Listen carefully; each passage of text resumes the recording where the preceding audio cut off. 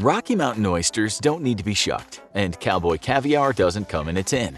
And you really shouldn't confuse bull fries with French fries. These colorful names are all referring to the same menu item that's remained a mainstay for cooks throughout the globe and across millennia. We're talking about bull testicles. So, why are bull testicles such a delicacy? Throughout history around the world, people have pursued gonads across the entire animal kingdom. In ancient Egypt and Rome, beaver testicles were so sought after for medicine that a legend claimed the animal started chewing them off whenever it saw people approaching. In Petronius' Satyricon, first published in the late 1st century, an extravagant feast is described as including kidneys and lamb's fry on a zodiac-themed platter, slang for lamb's testes. Modern Taiwan offers rooster testicles expertly cut from live roosters in Taipei's Snake Alley Market. There's even a Beijing restaurant chain, Guolijiang, exclusively devoted to serving up the genitalia of animals from horses to dogs to deer.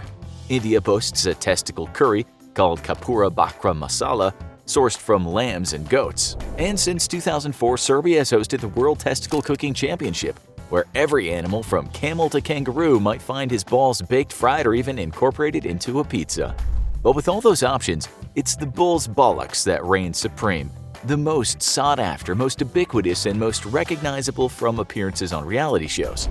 It could have something to do with the role of the bull in the ancient world. From the mystical oryx at the Lascaux cave paintings dating back to the Paleolithic era, to the bull of heaven killed by Gilgamesh in Enkidu in the Sumerian epic of Gilgamesh, to the Israelites' golden calf as described in the Christian Bible's Old Testament.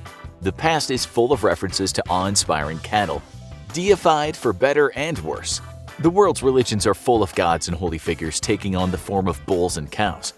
Zeus shapeshifted into a bull to seduce Europa. In the Hindu religion, there is the white cow Nandi, a protector of Shiva. And the ancient Egyptians built temples for Apis, in which a sacred black bull would live out his life, treated as an oracle, pampered with jewelry and flowers, and even given a proper burial, mummification, sarcophagus, and all once he passed away. In many cultures, this recognition of the bull as something powerful and sacred also came with the ultimate praise to the gods, sacrifice. According to the Greek-based foundation of the Hellenic world, the bull was considered the greatest sacrifice one could make to the gods, closely followed by oxen. The best livestock was chosen for the honor, and once the deed was done and its blood sprinkled on the altar, every piece of its meat was consumed by the attendees. And if you doubt that includes the testicles, consider the stone inscriptions describing the continuation of this practice of tarabolium in the Roman Empire of the 2nd and 3rd centuries AD. One such account from the year 160 describes the testicles of a bull being brought to an altar in Lugdunum in a ritual dedication, theoretically to symbolize the self-castration followed by adherence to the cult of Cybele, mother of the gods. And since self-castration was against the Roman ethos, better to take the bull by the, Similarly, the religion of Mithraism, an all-male secret society rivaling Christianity in the 1st through 4th centuries, had altars depicting the god Mithras overpowering a bull and cutting into its neck, while a scorpion attacked the animal's testicles.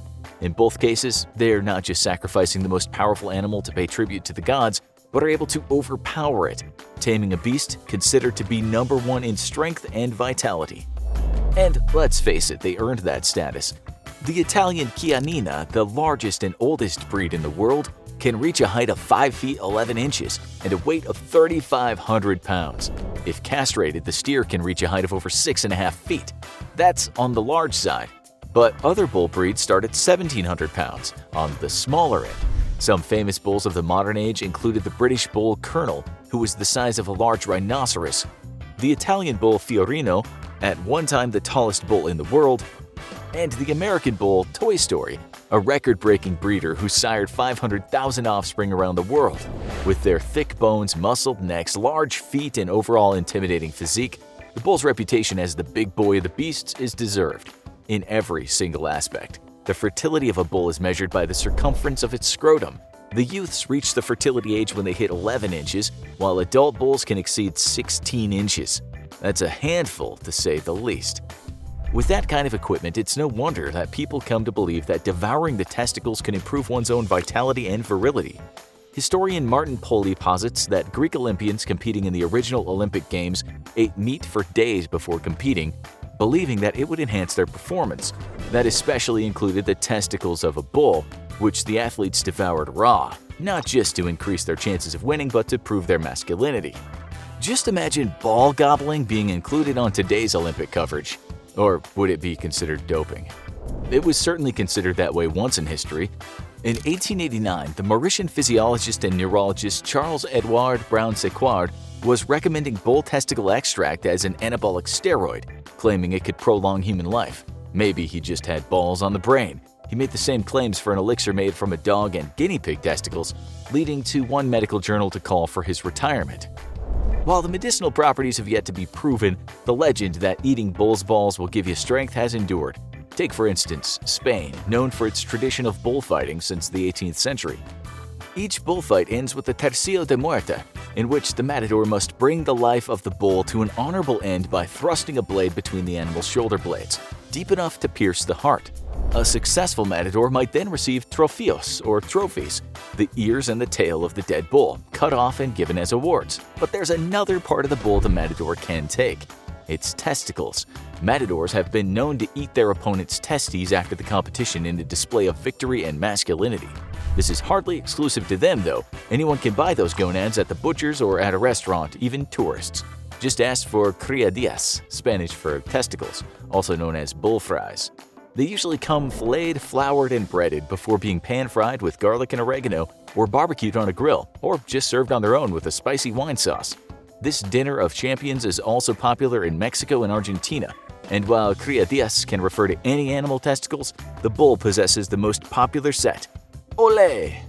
Similar to the belief in its masculine properties, the cattle ranchers of the United States joke, at least we think it's a joke, that bull testicles work as an aphrodisiac, a natural Viagra. But that's only one reason the dish has become such a mainstay among the Plains states for centuries. Known colloquially as Rocky Mountain Oysters, Cowboy Caviar, or Montana Tendergroins, the delicacy is served up with pride by ranchers who believe they are staying true to their roots. From the days of westward expansion when food was so precious that to waste any part of it would be, well, a waste.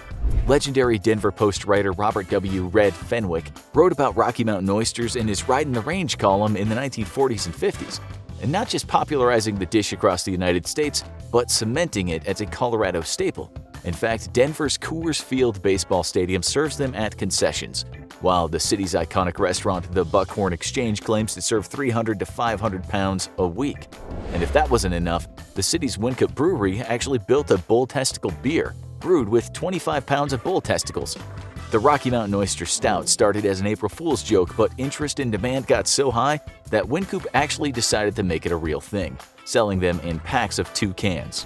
Shockingly, it's not the only bull-based beer. Iceland has a beer made with whale testicles smoked in sheep poop.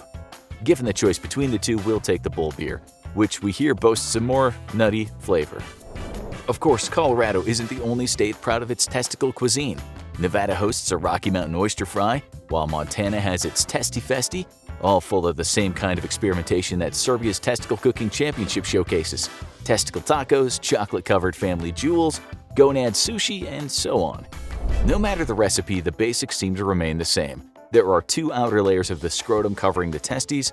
These excess membranes are carefully removed to reveal the soft, odorless, yellow flesh of the testicle itself. Now remember, you could be dealing with meat that's over 16 inches around, so they have to be sliced and diced to get it to a reasonable mouthful. These slices are then breaded and deep-fried in oil, or if you're a traditionalist, pan-fried with some flour and salt and pepper, and voila, fried bull's balls. With a texture and flavor that's been compared to veal, scallops, liver, and brains. The Rocky Mountain Oyster has become world famous. Even places where bull testicles aren't exactly radical have taken to identifying the dish by its Colorado alias. Not that that's the only way to serve up bull testicles. In Vietnam, bull testicles are a street food staple, served up in a variety of ways. They can be boiled along with the penis before being sliced up and added to porridge. Ho Chi Minh City's 146 restaurant braises them alongside Chinese medicine to guarantee strength to those who consume it. And one hot pot recipe includes every organ that many would consider leftovers. Testicles, penis, tail, throat, stomach, it all goes in. In each dish, the balls are chopped up before being served, but unlike the Colorado prep, the veiny membrane covering the testicles is preserved. Meanwhile, in southern Africa, the Herero people of Namibia, Angola, and Botswana are so dedicated to cow herding, even the headdresses of the women whose wardrobe was influenced by German colonizers, have been structured to reflect the horns. And a life that revolves around cattle means they have their own traditions of cooking and eating bull testicles. A conscious, struggling bull is subdued with rope and castrated on the spot. The balls are then thrown into the coals of a fire pit and left to cook. While the kidneys are saved exclusively for the women, only men are permitted to consume the testicles. Like the matadors, the ranchers, and Olympians, they believe the bull power comes from its testicles. Yes, another example of balls representing virility, strength, and masculinity. That philosophy has even been adopted by at least one American-based nutrition company that offers bull testicle powder, available in capsule form. The idea being that since testicles are an obviously vital part of producing sperm and testosterone, and because they're organs and therefore a target of nutrients consumed by the animals, they must therefore be a natural superfood. At the very least, they hope that the enzymes in the bull testicles will help maintain human testicle health. Whatever reason you want to tell yourself, absorbing the strength of a bull, taking advantage of its medicinal properties, paying respect to historical traditions, or even just taking part in a dare, there are worse things you can put in your mouth. Now check out gross food in other countries, or click this other video instead.